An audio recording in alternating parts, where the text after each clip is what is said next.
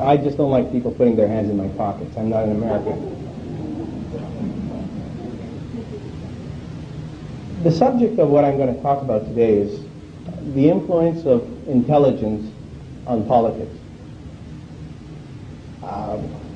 That's the general term. I'm going to speak more specific about the influence of MOSSAD on your government. And what does that entail? Now, any further, let me explain to you where I come from. In my opinion, I believe in the right of the State of Israel to be a state. I believe in the freedoms of the Israeli citizens to have those freedoms and their right to have those freedoms.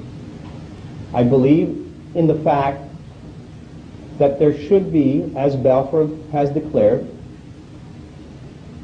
a home for the Jewish people in the land of Palestine, which has a second part to it, without impeding the rights of the indigenous population there. Now that's maybe where I differ from a lot of other people, in the fact that I do believe that people have rights wherever they are. I should go a little bit further back.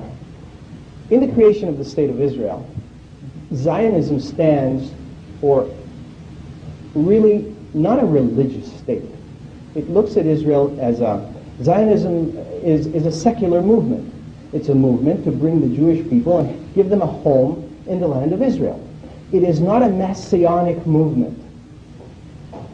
Because if we go to messianic movements and we go back to the Bible and we go back to those people who are extremely religious in Israel, they'll tell you that they're anti-Zionist because they say we as Jews cannot go back to Israel unless we fulfill what's said in the Bible, which means wait until the Messiah comes and brings you back.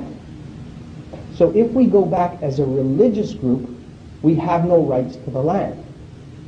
So there's a contradiction right there that a lot of people can't live with, and they have a problem with that. Now, if you look at the KGB, for example, or the CIA for that matter, you'll find out that they have hundreds of thousands of people working for them as an infrastructure. They can't operate. An intelligence agency cannot operate without an infrastructure. Just to give you an example, let's assume you have a station in London.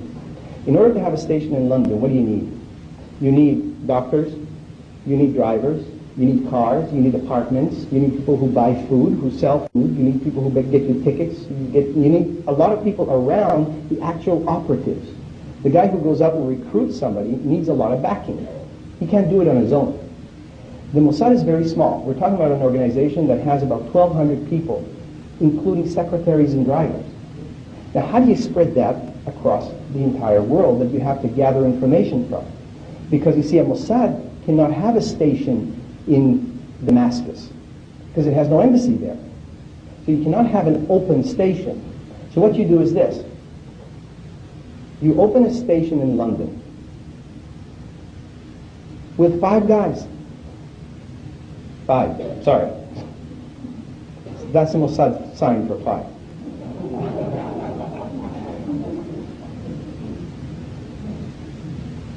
These 5 guys are the actual case officers.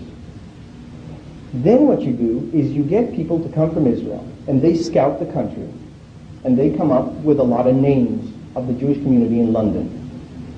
And these guys then go out and they'll approach a doctor, a Jewish doctor in London, and they say to him, listen, we need your help in order to save Jews elsewhere. And we might be turning to you. Will you be helpful to us?